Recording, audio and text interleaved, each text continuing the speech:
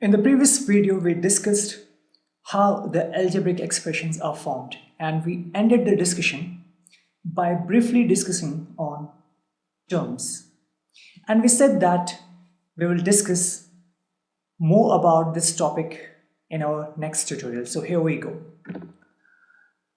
If we take a very simple algebraic expression, let's say we take x only, and another algebraic expression, let's say that is x squared.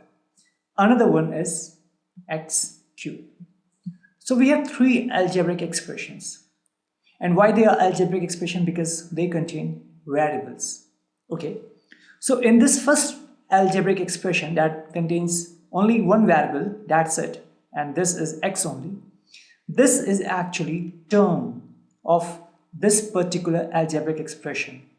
In the same way, this is also the term of the algebraic expression x squared.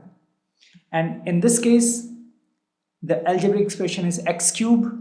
Even this is the term. Okay. What if our algebraic expression is x plus 3? Similarly, x squared plus 3 and x cubed plus 3.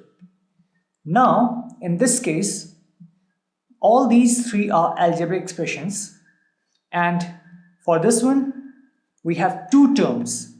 This is one term and this is another term. Similarly, in this case, we have two terms. This is one term, this is another term. In this case, again, we have two terms. This is the first term of this algebraic expression, x squared, x cubed plus 3, and this is another term, right? So for this algebraic expression, we have term 1, this is term 2. This is term 1, term 2, term 1, term 2. What's important thing is to notice this plus sign in all these three cases. In these three algebraic expressions, we had only one term. This is the first one term of this one, this is one term of this one, and this is the one term of this one. But in this case, we have two terms, x and 3, x squared and 3, x cubed and 3. And if you look at these plus signs, it tells us that terms add up to form algebraic expressions. Terms add up to form algebraic expressions. Okay, so some of you would think that, okay, is it only add up?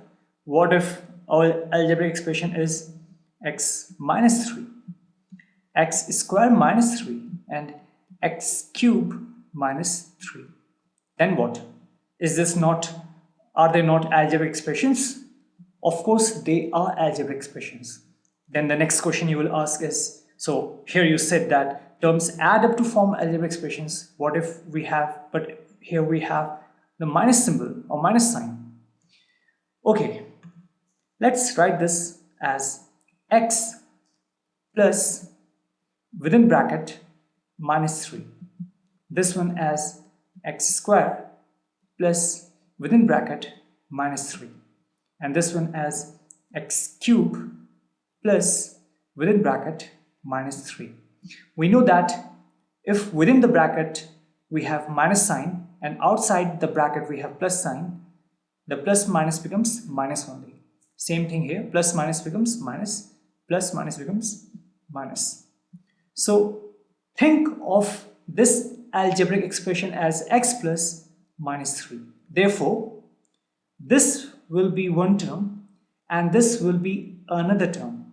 Therefore, the two terms of the algebraic expression x minus 3 are x and minus 3. These are two terms of this algebraic expression. In the same fashion, x squared and minus 3 are the two terms of this algebraic expression x squared minus 3. So the algebra terms of x square minus 3 will be x square and minus 3. Same thing here. X cube is one term and minus 3 is another term. So x cube and minus 3 are the two terms of the algebraic expression x cube minus 3. So the point is, you have to remember this definition that terms add up to form algebraic expressions. Let's take a few more examples. What if your algebraic expression is x square y square z square minus 2x square y square minus 2y square z square minus 2x square z square? What if your algebraic expression is this one? Again, write this as x square y square z square plus within bracket 2x square y square minus, plus within the bracket minus 2y square z square. Then let me write this, cut this here so that we can demonstrate. Control X and Control V. This one as plus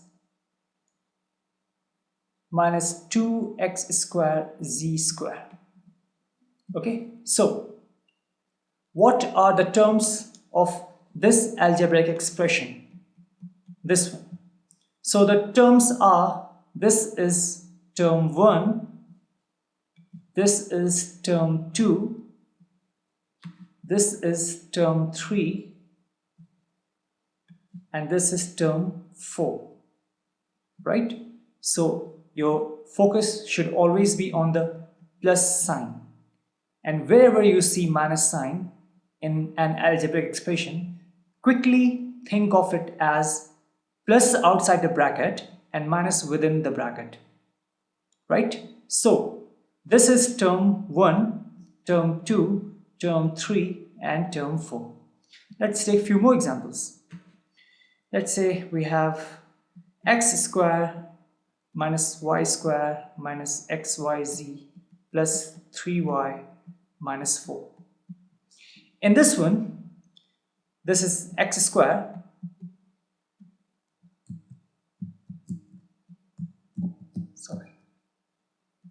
this is x square plus within the bracket minus y square plus within the bracket xyz plus 3y plus minus 4.